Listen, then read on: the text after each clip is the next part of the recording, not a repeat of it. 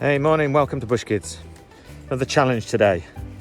This is about sustaining a fire, keeping a fire going. And we've done a little bit around starting a fire, which we'll go through again. But to sustain a fire for 5 or 10 minutes, you're going to have enough fuel for the fire to be sustained. When we're using fires, then the fire, or to get a fire alight, it needs 3 things. It needs heat, so we need to have a heat source, which we'll use a ferrocerium rod to get going. We need air, so we need air around the fuel, and again, when we're starting the fire and applying further kindling, then we need to make sure there's air flowing around the fire. And thirdly, we need fuel. So we've got to make sure that we've got the fuel ready to sustain the fire for 5 or 10 minutes. And that means we're going to have to get kindling. We're going to have some tinder to start off, some kindling, and then some gradients of wood moving through the sizes. So fuel for the fire, we need lots of different types of fuel for the fire,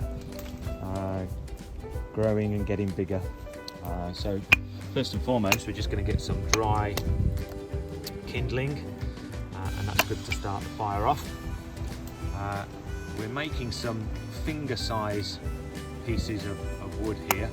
I'm using a technique called battening to get to those. You can find dry branches around that size.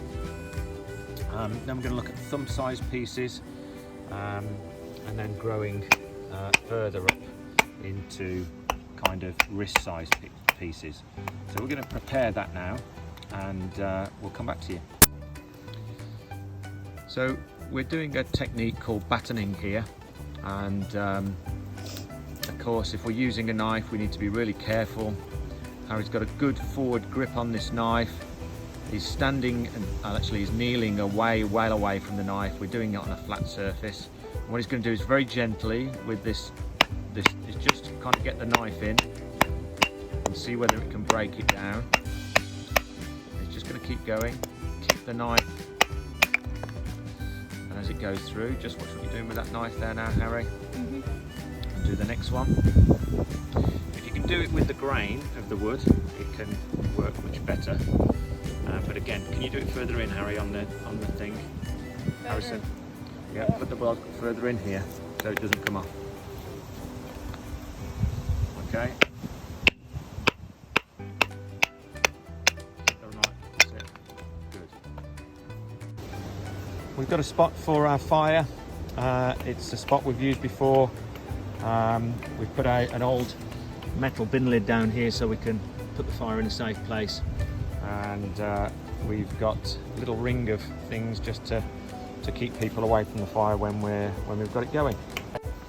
So Harrison's done with his battening, so he's just going to pass me the knife safely. And you can see what Harrison's doing there is turning the knife round so I can see the top of the blade. The point is away from me, and he's putting the handle first. That's really important so that I know where that knife blade is and the point. And of course if he's walking, then the point's not coming forward, the butt of the knife is. So I can take that off him and I can then place it where I need to. Okay, so the first thing we're going to do before we make the fire is make a platform for the fire to go on. And all we've done is just put a couple of small logs on here to do that. Now Harrison's just going to get the fire going. Place it on the thing, Harry, 45 degrees.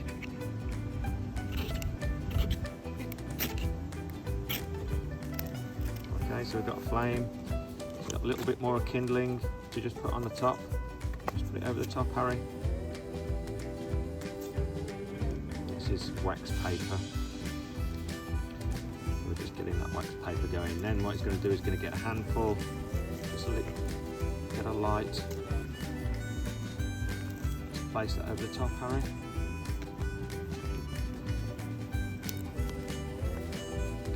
The tinder.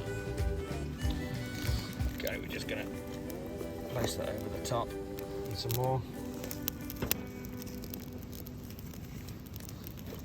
Just place that over the top. I'm just going to leave that now. It's got heat It's got air in between all of the kindling, and we've got fuel with the kindling. So just let that go for a second, and then we're going to start to add our finger size pieces to that Harrison.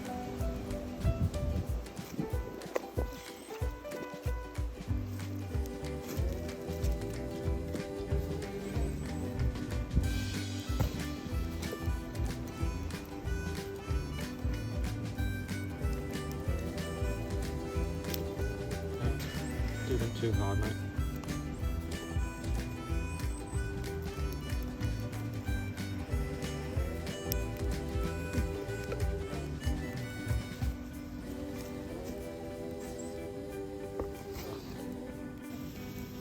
Okay, we've just built it up. It's just starting to build up now. We're just putting that finger-sized wood on there.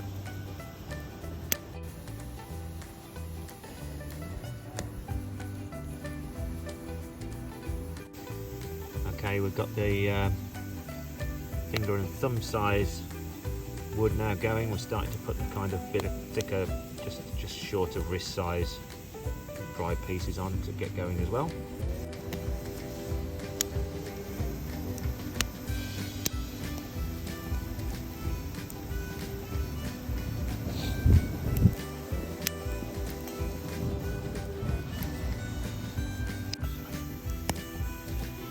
Sometimes you just got to give it a blow to give it a bit more energy and air.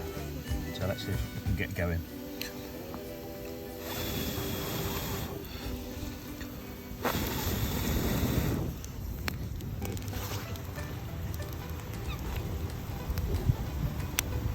There you go.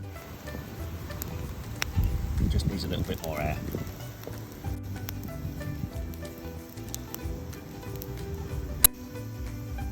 Progressing to bigger logs now as it gets bigger. So you have to keep tending to the fire to keep it sustained. You need to keep an eye on it, not only from a safety perspective, but just keep adding your fuel and keeping it going. We've just got this for a bit of warmth today, but of course you can cook over it as well with some metal pans and stuff. We've been going now for at least 10 or 12 minutes, and it's moving quite nicely with those bigger logs coming on, and then we can start to move these on as well.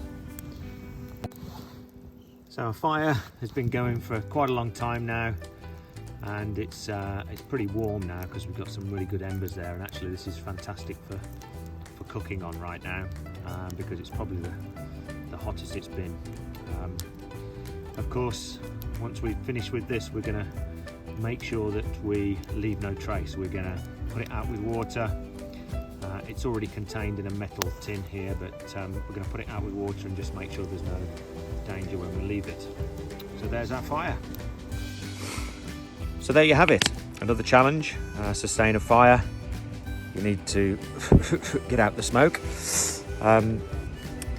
Obviously you need to be able to start the fire, have a safe place for the fire to be, have enough fuel, dry fuel, and prepare that ready for the fire to keep going, and keep an eye and tend to the fire as it goes on. So obviously parents, be sure to be safe around fires.